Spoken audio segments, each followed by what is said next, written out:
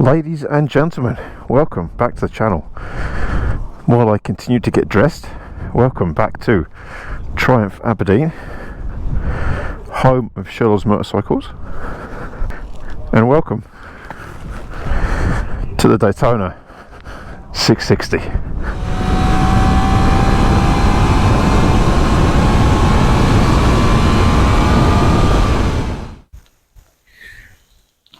Nice.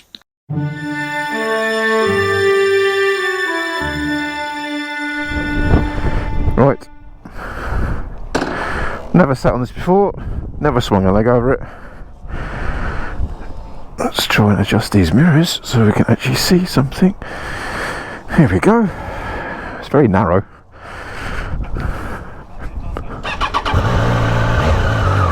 Right then.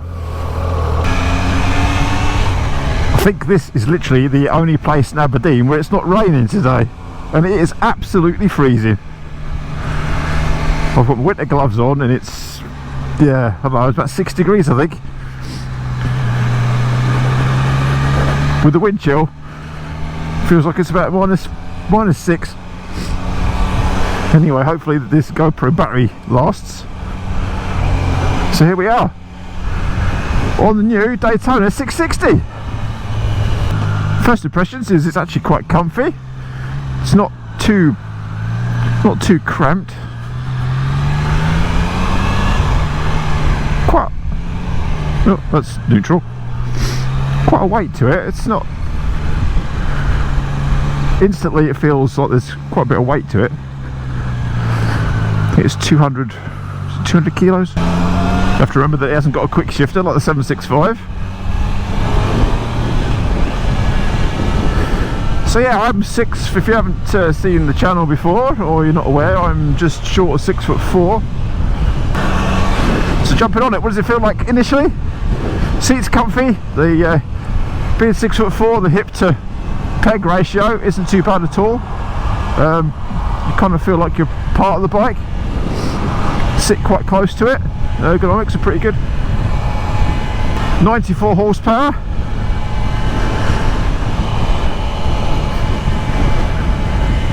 Show a big piston forks, non-adjustable.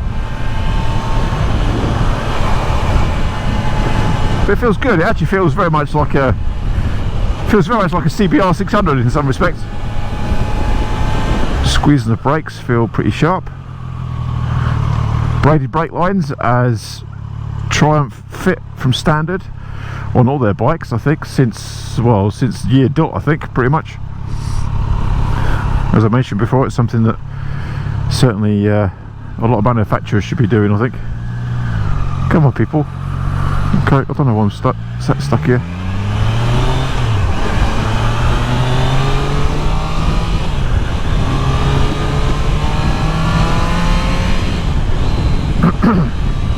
So we'll get out on the open road. We'll try and see what it's like. Actually, it's quite windy today, so it'll be good to see what the fairing's like at high speed and into the wind. Dashboard is lifted from the Trident 660 and also the 765R.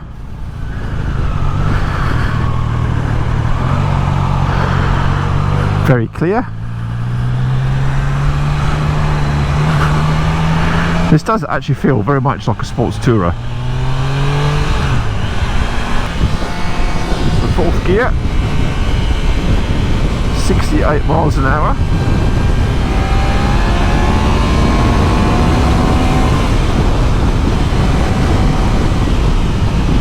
Wow.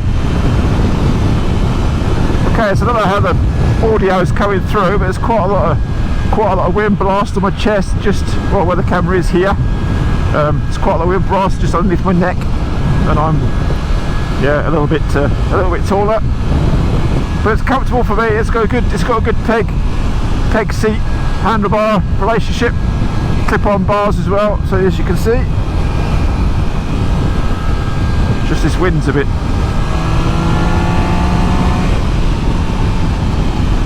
It's got plenty of go. It picks up nicely. So sitting at 70, yeah, there's a fair bit of wind noise, which you see how that comes across on the microphone. I will say the indicator stalk is very light, and with these winter gloves on it's quite difficult to feel if you've actually moved it, but they are quite thick, these gloves.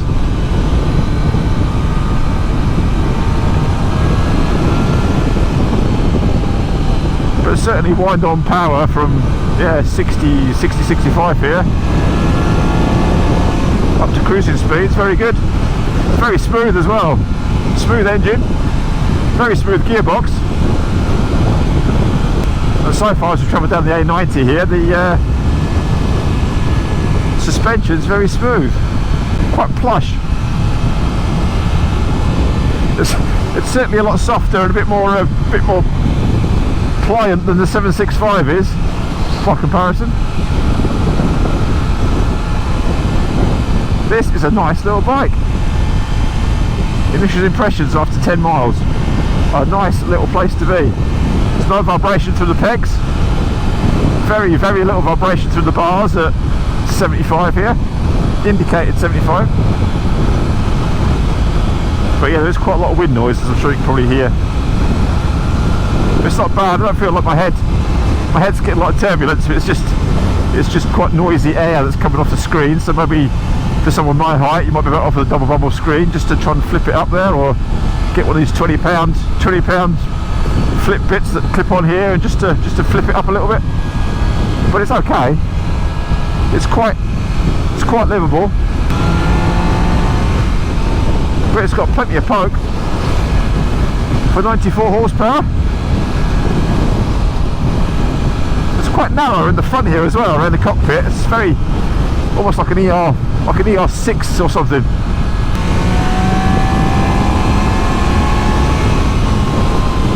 This particular bike has got Pilot Road 6s on it. I'm not sure if they're standard, but they feel nice. There's no vibration to the bike at all, really. Feels good lent over. Tyres feel lovely.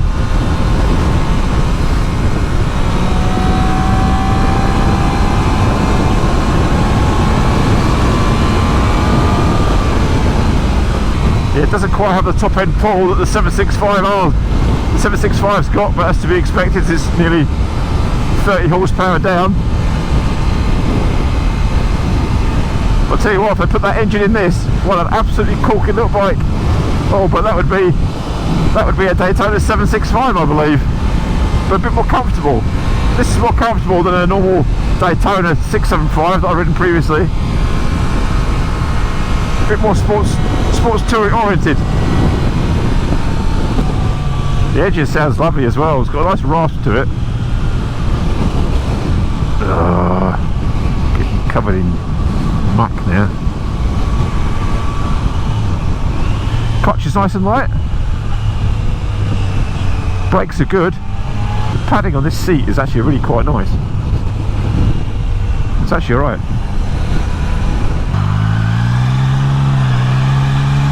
Minding the cover.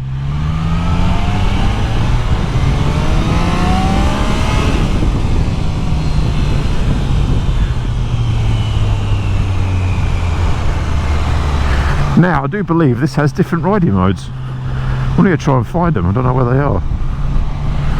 How does one get... mode, here we go. Sport, close the throttle. Accept.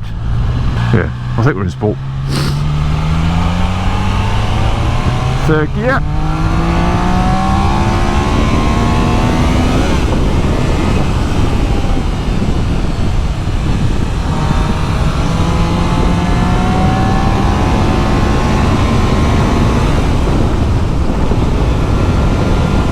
Tell you what,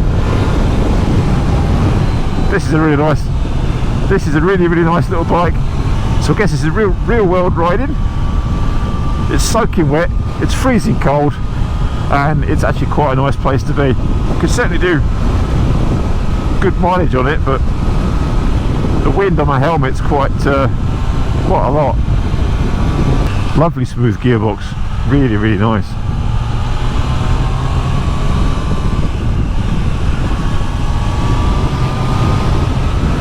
Tyres feel good. Back brake is responsive, and it's got good feel through the pedal. The bike's not as quick to steer as I thought it would be. It needs a little bit of effort just to get it to turn in, but once it's on its side, it's quite stable. Yeah, this gearbox is like, it's silky smooth, like really, really smooth. It's actually quite sublime.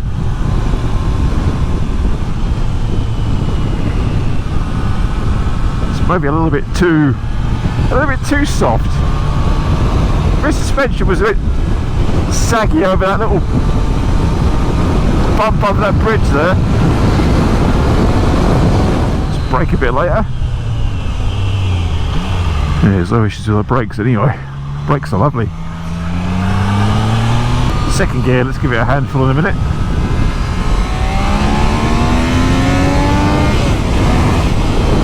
Yes.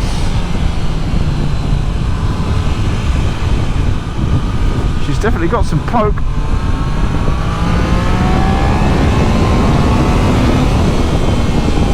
ABS just kicking in a little bit there.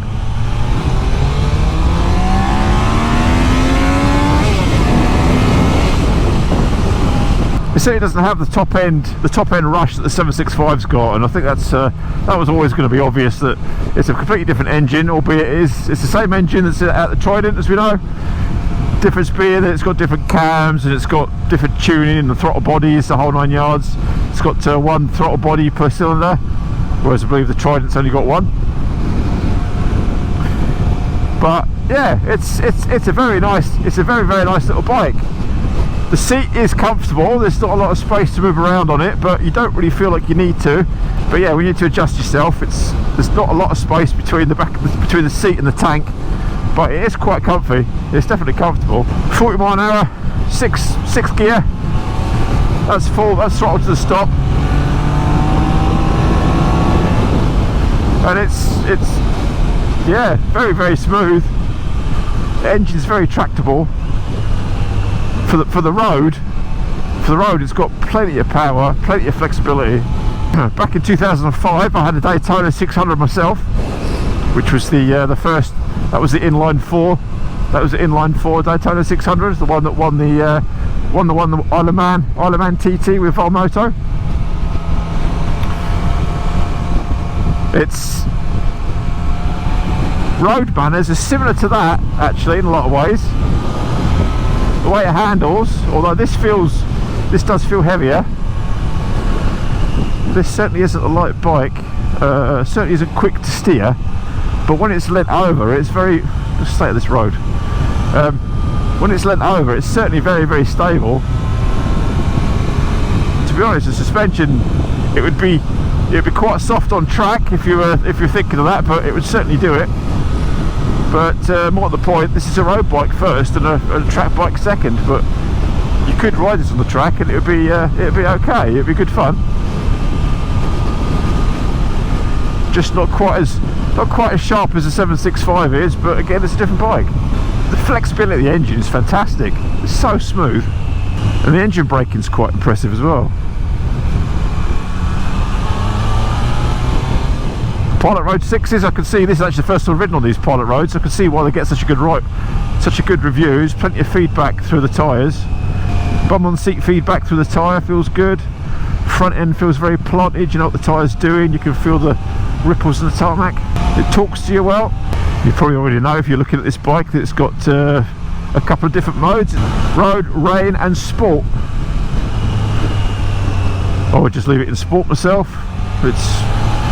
The power's dulled down enough not to need the power modes, if I'm honest. But given the fact that it's an A2 compliant bike, you can get a different throttle tube for it, and the bike gets a remap, and that takes it down to 35 kilowatt output, suitable for you A2 license holders. 5 mile an hour. There is a bit of weight on my wrists, but it's actually okay. I still feel like I'm still sat on my bum. I'm not totally hankered over the bike. I know on some sports bikes you feel like you have to stretch your neck and all that sort of stuff out, but yeah, there's speed. There's a little bit of weight on my wrists, but it's not too bad. Now, those eagle-eyed amongst you will notice that this is the same road I took the Scrambler on for a demo. But it's got quite a good combination of road surfaces, this road. It's not exactly the best. As you can see, there's chunks of asphalt missing there, and it's got polished bits and all that, but it's fine. It's not an issue at all. It's got quite a gruff intake noise to it. Different to the 765. Not quite the same intake noise.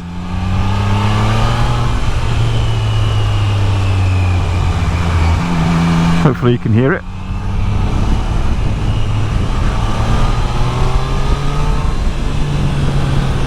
But I suppose real world riding in real world conditions.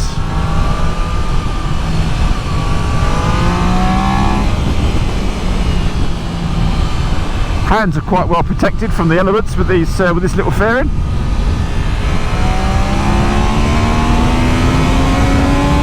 My hands are certainly warmer on this than they were coming in on the scrambler. Yeah, suspension's actually pretty good, got to say. It's not too firm and crashy. We'll say the 765 RS by comparison is very firm. So colours wise, you get satin granite, satin jet black. This one is obviously Snowdonia white and sapphire black. And you also get carnival red and sapphire black. Now they do a touring pack for this, interestingly. Now the touring pack consists of the tank bag, it consists of pillion pegs, a tank pad, and a comfort seat. Now, to be honest, I find the comfort seats pretty good. If you are of shorter leg, there is another seat you can get, which is a low down seat, and that is 25 millimeters lower. How much difference it would make, I don't know. I guess it depends on your height. I mean, obviously I don't struggle with standing over ankles for bikes, but we have the rear shock, which is adjustable for preload only. The rear hugger seems to be doing a relatively good job of keeping the muck off the back end, but yeah, I'm not convinced, if I'm honest. Massive rear sprocket, huge. But I really like it. The front of the bike, I think from this angle, it looks a bit R1-esque, if I'm honest. To me anyway, to my eyes. But it's a lovely looking thing. It really is. Very narrow on the front end. Quite cool. I like it. Power 6s, absolutely excellent. Big piston forks. Triumph Zone calipers, absolutely superb. Braided lines, as I mentioned. LED indicators. The dash, interestingly, I noticed that a lot of the muck and rubbish, as you can see here, has been spraying up onto the top yoke. So, looking at the bottom of it, practicality-wise, you can see it's actually got quite a short mud guard, which is why it's all spraying up underneath here.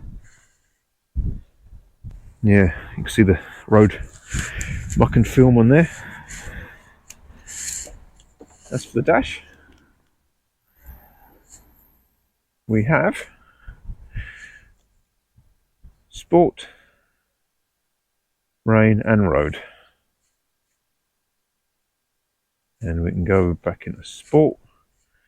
Just use the toggle buttons here on the side. I actually quite like these buttons. It's better than the joystick on the 765. And then you just press select for whichever mode you want. Press the OK button. ABS, maps in road, sport. That's it.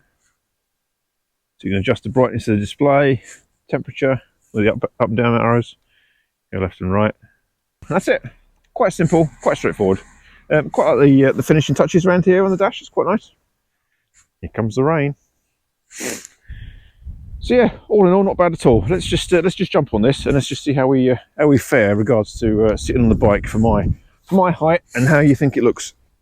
Oh my god, it's going to absolutely chuck it down. Here we go. Just jump on before it chucks it down the rain. Loads of space. Very comfy. Very comfy. As I said in the video, I think to find there's a lot of wind comes here on me, so I could really do like a flip screen or maybe a clip-on version. But yeah, it's pretty good. But all this here, that's all plastic. It's all plastic covers, steel frame. Yes, 4 seasons in one day today. As you can see, the rain moving across there. So you can't say that we don't do these reviews in realistic weather conditions. Anyway, speaking of which, let's jump back on and we'll head back to dealer. Quite impressed. Nice little bike.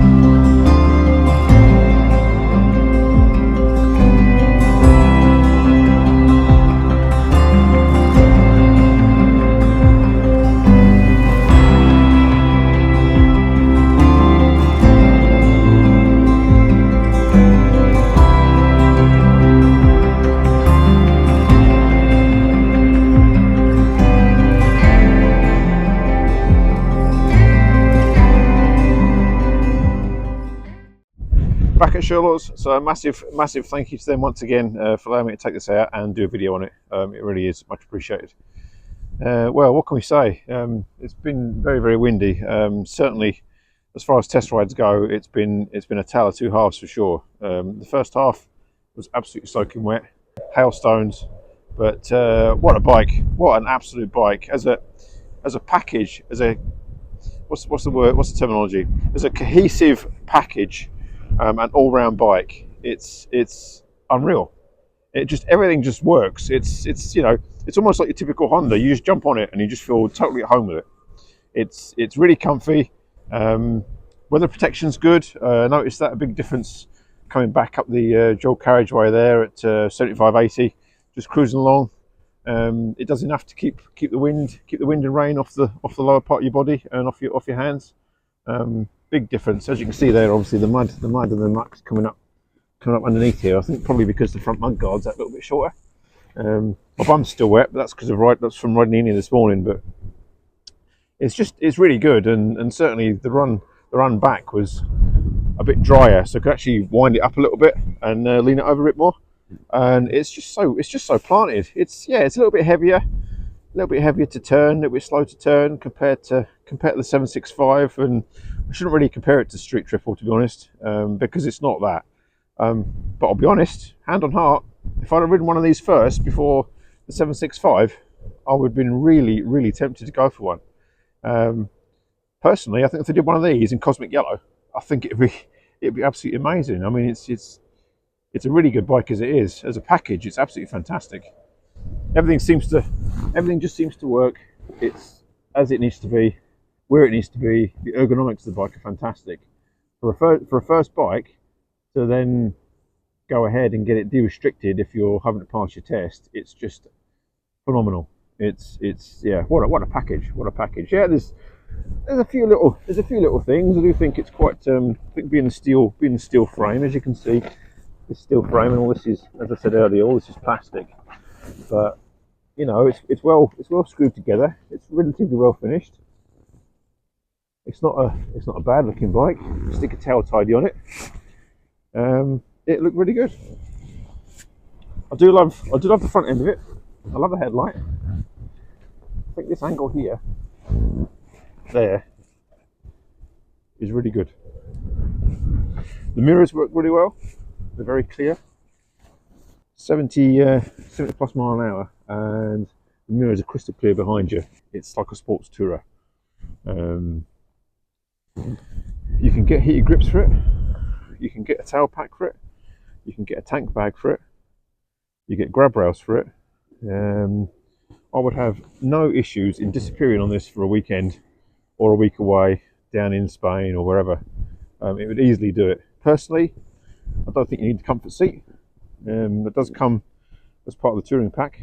Why it comes in a touring pack without the tail pack is beyond me. I'd have thought you'd have wanted for a touring pack, you'd have had the tank bag and you've had the tail pack.